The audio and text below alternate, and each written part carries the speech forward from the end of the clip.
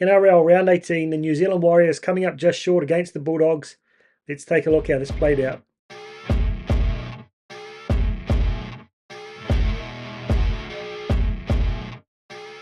Hey team, welcome back into the Warriorholic. Like many of you guys, I'm feeling absolutely gutted right now. Such a hollow feeling after a game like that. The boys had no right to really be in the game up until that last second, given all the injuries and so forth. But man, they stuck to it. They fought till the absolute end. And I thought at the end of the day we deserved to win. But it just seems in these big games at times we seem to have so much bad luck. I mean, how the hell do you lose your whole back three in one game? Just ridiculous. Man, first and foremost, you got to say well played to the Bulldogs. They defended like absolute demons on their own line. I feel like we handled their attack pretty well, to only concede a couple of tries to an intercept and to a bomb. It showed our resilience on defense was outstanding. Big props to Josh Curran, as much as he annoys the shit out of me. Massive effort from him. I think he ran for 157 metres and made about 37 tackles. Reed Marnie making 69 tackles.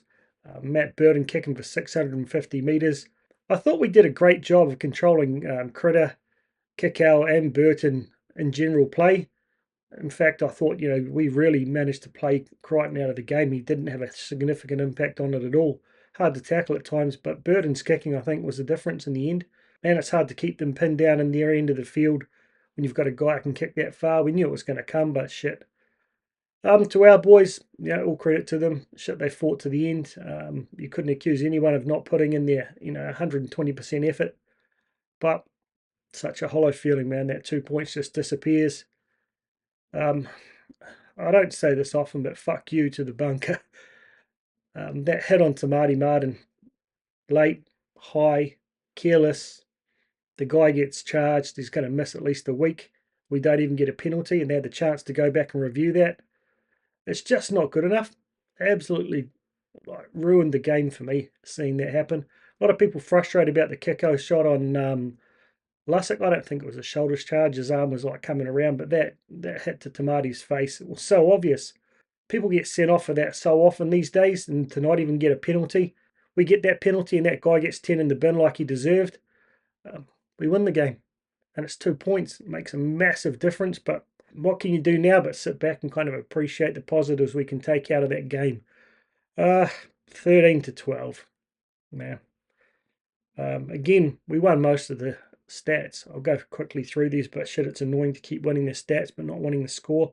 84% completion versus their 74. They had more runs than us, but we ran for 200 more metres, almost double the post-contact metres, more line breaks, more tackle breaks, more distance per set.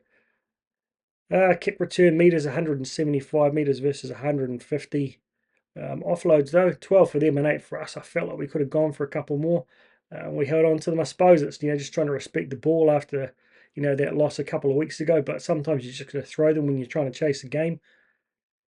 Kicks. This is where I think the Bulldogs did have a massive advantage over us. Kicking meters 897 meters. I don't recall any game that I've reviewed in the past 18 months that's had that many meters. Us doing pretty well at 780 as well, but still 897 metres is hard to kind of win the field battle with that kind of kicking. Kick defusal again costing us. Man, so frustrating to let Kicko get up above us and get that try. Sees here we got 7 bombs versus their 9, but I don't feel like we had anywhere near the height we needed on our bombs. Kicking was one of our biggest weaknesses. I'll kind of get onto that as we go through the individual reviews, but yeah. Our kicking game definitely let us down this week. Defense-wise, 88% tackle efficiency for both teams is a quality stat. Tackles made, 465 for them, just 400 for us. 53 missed tackles for them and just 33 for us. I felt like that was a massive effort, considering we only had one guy on the bench at the end of the year with the fatigue to only miss that many tackles. 21 ineffective though, but shit, again, that just comes down to being tired. Negative plays, 13 errors, probably cost us in the end as well. I felt we were a little bit rusty in our fifth tackle options or when we're in the attacking zone, but you've got a new combination there in Tamati Martin, Chanel Harris-Davida and Dylan Walker. They haven't played a huge amount of time together. It does take time to build those combinations, but shit, it was hard to go back and watch that again. Penalties conceded 5, ruck infringements 3. I think that was fair. 6 penalties from them.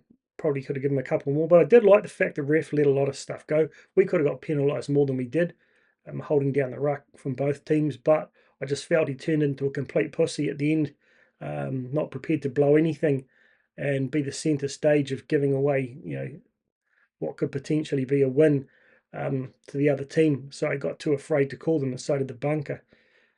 Yeah, so damn frustrating. But what do you do? I can't bear to think about Annesley coming on Monday and saying, "Oh, yes, sorry, you got that wrong." Doesn't give us back our 2 points that those bastards robbed from us. But anyway, so let's get on to the individuals. I'm not going to go too deep into this today, guys. I mean, I know a few guys will have questions or probably watch this, but it's just it's a tough thing to do after such a gutting loss.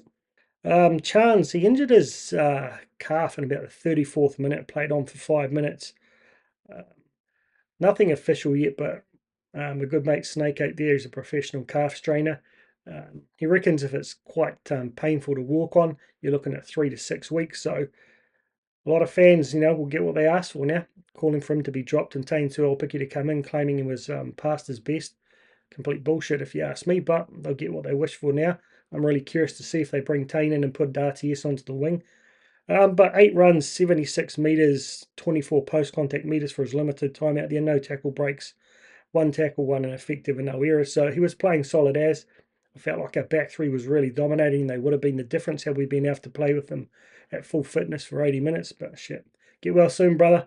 Real shame to see you go down again.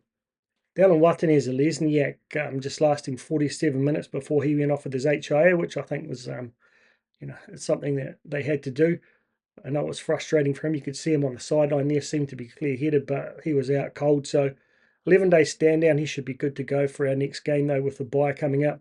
Really, really frustrating, particularly when you look at Moran. He was out cold as well, hitting his head on Jazz's hip, and he didn't even get put for an HIA.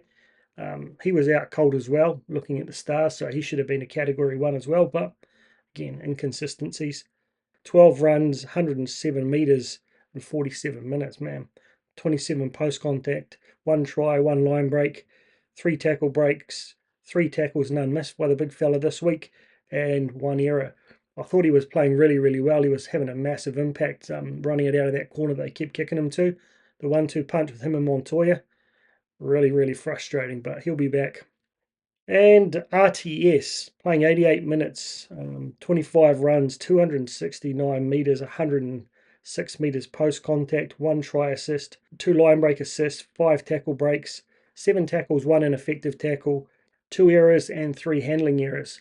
I thought he was having a massive impact on the game even before he moved to fullback. His aggression on defence, dropping Kikau a couple of times and a couple of other guys managing to knock the ball out of their hands. I think he was the one who managed to put the shoulder into the ball in the first hit up after they scored the runaway try to turn things around, and we ended up getting that try. So massive props to RTS. I think that was his best game he's played so far this season in first grade, particularly in a game that we weren't on the front foot. He just really managed to get in there and do a lot of work. So I'm really curious to see if they leave him at fullback or whether they bring Tane Tuolpiki in and move him to the wing, bring Ali Lautai into the centres.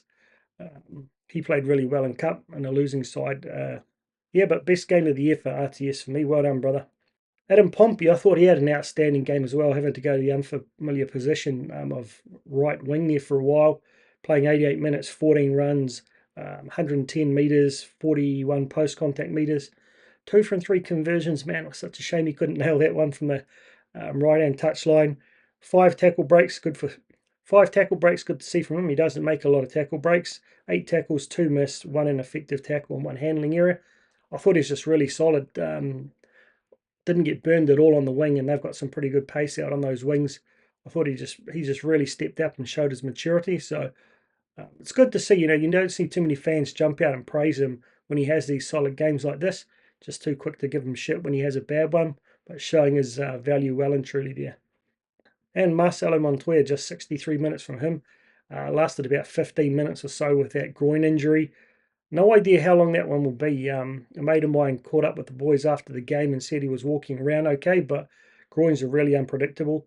11 runs for 92 metres, 24 post contact before he went off. One try, one line break, 5 tackle breaks, 3 tackles, no missed. One error and one handling error. I thought him and Dallin, they were both back to their best before they both went off. So gutted. Like I said, I think they would have been the difference. Him just running over the top of was it Carraz to get that try? Boom, just straight over the top of him. Um, Nailed a couple of guys on defense as well. So gutted for him. But again, he's one of those guys that a lot of people have given stick recently and wanted to see him dropped. Decision taken out of our hands, I would say. So get well too, brother. Really hope it's not too much of a long-term injury there. And Chanel Harris Tavita, 88 minutes for him, 6 runs, 35 metres, 15 kicks for 510 metres, a pretty good effort from him. One line break, 20 tackles, one ineffective tackle, 4 errors and 4 handling errors though. Rocks and Diamonds game from him. Did a lot of really good things, massive hits on defense, showing his speed to get back there and cut down Burden. Unfortunately, got the pass away, which led to their try from the intercept. So many good things, but I just felt like that partnership under pressure and that fast line speed, they struggled a little bit. Why they kept giving him the ball on the left-hand side of the post to kick drop goals. As a drop kicker, you've got to be on the opposite post to which foot you're kicking off. So a right-footed kicker will be on the left post. A left-footed kicker should be on the right post.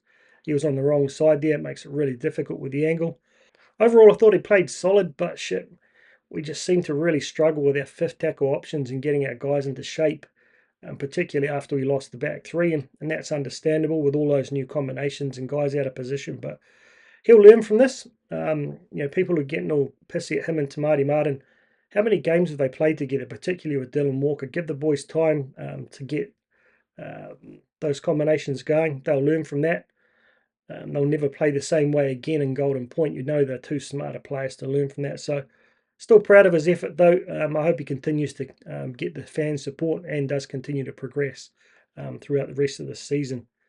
Tamati Martin, a little bit of a forgettable game for him as well, playing 82 minutes, 12 runs for 85 metres, 11 kicks for 220 metres, 1 tackle break, no line break assists or try assist this week, 25 tackles, 1 missed tackle, 3 ineffective tackles, 3 errors and 2 handling errors himself. So again, just a little bit panicked, I think, both of those boys. I felt like a whole spine, well, particularly the Wade Egan, Dylan Walker, Tamati Martin and Chanel Harris Davida struggled to sink in the opposition's red zone this week. A lot of panic plays, halves getting caught up on the 4th tackle, so they weren't an option on the 5th tackle, just having to die with the ball or putting in ineffective kicks. Both Tamati Martin and Chanel Harris Davida guilty of just putting balls into the that were caught in goal for 7 tackle sets, putting kicks out on the full. Just chips over the top, going straight to the man. It's been a strength over the past few weeks, but something that they'll definitely have to work on going forward. It was interesting to see that Chanel Harris Davida did most of the long kicking game, and Tamati Martin more on the attacking kicking game. I felt like we just struggled to get enough height on our kicks. They were going the distance, but they gave us no time to get up there and put pressure on the kicker. As a result, we never managed to disrupt the play. Whereas when you see with Burden, the height and the depth on his kicks, and granted he is known as the biggest and longer or highest kicker in the comp, but it just didn't seem like those boys were putting enough effort into it. And it's just a technique thing, I feel, as well. So when you're kicking, if you drop it too low, and you're kicking it from too low in the arc, you just don't get the same sort of height and distance.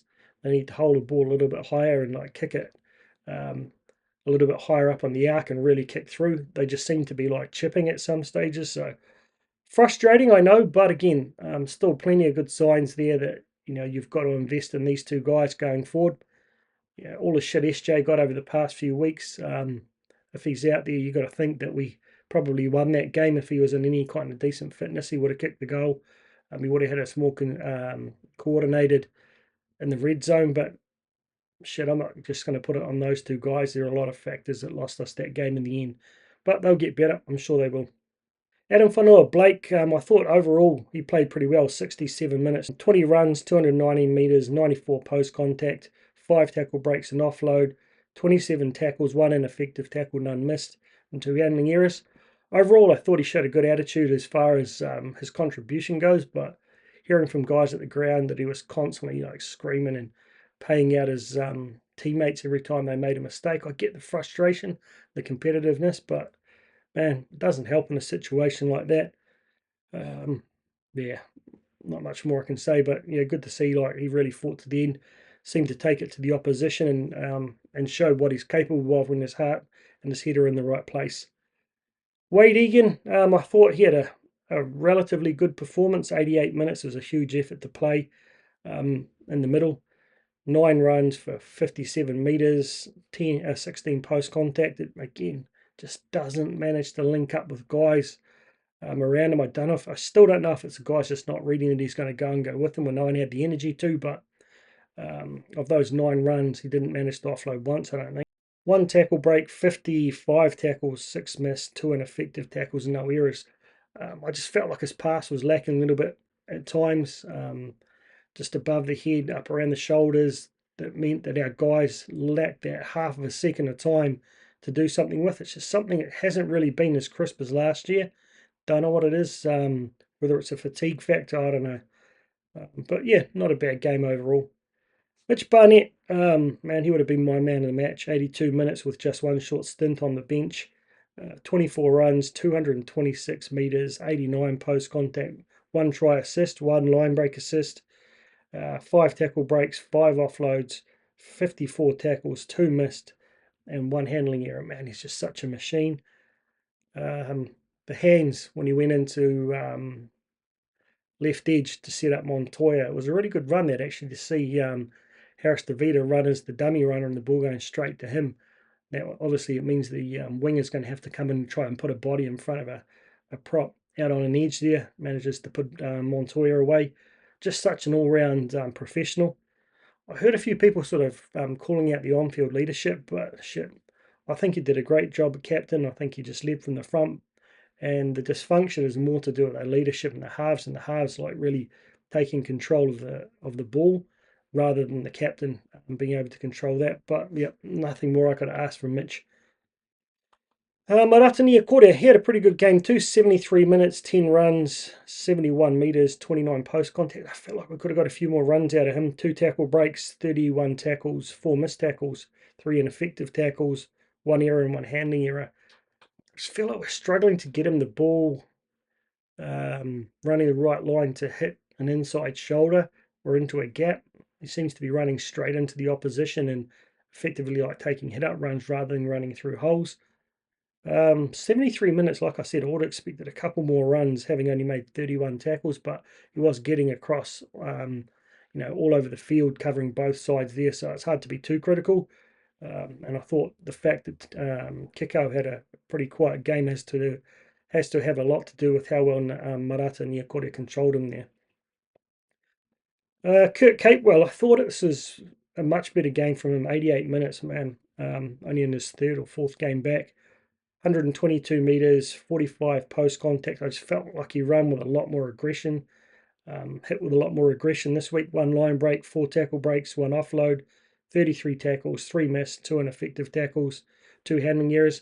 I guess you've got to bear in mind for both him and Marata spending time in the centres, impacts on how many runs they make, and probably how many tackles they missed as well, like being slightly out of position. But I thought Capewell played pretty well in a losing side. I think if he can keep up to that sort of level every week, I'm more than happy to have him starting and playing out 80. Dylan Walker, I thought, again, he was really good, really good, other than a few of the struggles with the connections in the 20 there. 88 minutes, went on to an edge, went out to centre for a little bit, but predominantly playing in the middle. 20 runs, 159 metres, 62 post contact. Shit, he accelerates hard into contact. Particularly when he's fatigued, he's still able to get that extra energy to get the extra 4 or 5 metres to get us up over halfway or the like. 33 tackles, 3 missed, 2 ineffective, and 2 handling errors after all that effort. Not much more you could ask from him. We saw last year there was a massive drop whenever we lost Tohu, but I think he's able to maintain and in some ways exceed Tohu's level, knowing that Tohu's been playing with that wrist injury the whole time since round 7. A lot of tough calls on him, but I really don't think that necessarily impacts on his the fitness levels and the ability to handle fatigue at his age. So it is good to see the energy and the speed of Walker out there. But get well soon, Tohu. We're going to need the numbers back out on the field towards the end of the season there. Freddie Lussick, 22 minutes. I thought he could have probably come on a little bit earlier. 7 runs, 40 metres, 20 post contact, 17 tackles, 2 missed, one ineffective tackle, and no errors. Poleaxe by Viliami Kikau straight back onto his feet. He could have laid down and played possum there to try and get a penalty for the potential shoulder charge, but I don't think it was. Overall, I just think he played with a lot of heart, playing as a running forward at about 85 kgs. Well done to the big fella, but I just thought, maybe we could have brought him on a little bit earlier to give a couple of guys a bit of a break, but you can only do what you do. Jazz getting 40 minutes, 12 runs, 115 metres, 53 post contact, 4 tackle breaks, 35 tackles, 3 missed, and no errors. No errors, team. Again, just played with a massive heart. Again, like Dylan Walker, his ability under a fatigue to really accelerate into that line and get us some forward momentum, outstanding. Still hope these guys sign him. We shall find out in the next week or so whether he ends up staying or moving on. And shit, I hope he stays for one more year. Jackson Ford, bit of an unsung hero. You don't notice him as much when he's playing in the middle, but 65 minutes, 14 runs, 110 metres, 46 post contact, 1 tackle break. First offload for the year from the big fella. 40 tackles, 3 missed, 1 ineffective, 1 error and 1 handling error. Overall, he had a really solid game. He's just got a great work rate, really competitive, a lot of scrambling efforts on defence. 1 error, 1 handling error amongst all of that. There are a lot of other guys who are a lot more than him, so I'm more than happy with what he delivered. And finally, Leka Halasima, 36 minutes, 7 runs, 107 metres, 29 post contact, 1 line break, 4 tackle breaks, 9 tackles, but 4 missed and 2 ineffective tackles and 2 handling errors. Probably the most impactful debut of all the boys this year, I felt. Man, he runs hard. Just sitting on 100 kgs, but he runs like a guy's a lot bigger than that, and the speed. Just having to make that step on the fullback, I had Cherry to catch him and Marnie to jump on top of him there to hold him up. That could have been the ultimate debut try. Guys will have seen all of the good things he did, and he was outstanding in the things he did, but you could see he was seriously gassed by the time he got to Golden Point, not used to the speed of that kind of game. So it was a bloody good effort for him to stay in it. And it's not surprising you miss a couple of tackles when you're out there playing in the centres in your debut, when you're an edge and you're very rarely playing the centres. So massive props to him. I'd love to see him get some more game time through to the end of the season. I think he's really someone we need to invest in. So like with they did with Laban, Zion, I don't think you end up seeing him play week in, week out from here on in. They'll ease them in and out, particularly without the injuries in the pack at the moment. So I wouldn't be at all surprised if he doesn't play the week after the bye. But that said, I wouldn't mind. I feel like he is a guy who will grow with game time. So curious to see, does he get more game time? Does Zion get another shot after he comes back in? Does Demetrius Sifakula come in for his shot this year? Does Jacob Laban get another shot unless we see an injury? It's just great to have this young depth coming through, guys. It really, really is. So yeah, to wrap up, not much more I can say. Absolutely gutted again, mostly for the boys. Put in 88 minutes, fight so hard, and just get it taken away from you by a kick that hits the fucking post. Yeah, I mean, I guess those moments like that really show you the value of having those really experienced halves like the SJs, the DCEs, the Reynolds, hundreds of games going through the same scenario that they've, cocked up so many times to start getting it right. Same thing for Tamati Martin. He's an older player, but because of that break he had, he's not that experienced. So just trust that he'll improve from that. Similarly with Chanel Harris-Davida, you know they'll get him on the right side of the post next time to take those drop goals. I thought we should have taken them a lot early on, but what more can you do other than move on? I think we could probably lose max one more game and still make the 8, but we really need to just play as if we need to win every game from here on in to have a chance. Other than the injuries, I think the rest of the boys will be really happy to get a break this week, freshen up the bodies and come back in round 20 and hit the ground running. We've got to do it. Got to do it. To be such a letdown not to make the 8 after such a quality year last year, showing so much potential this year, but just a few games that we've let it get away from us. May come back to bite us.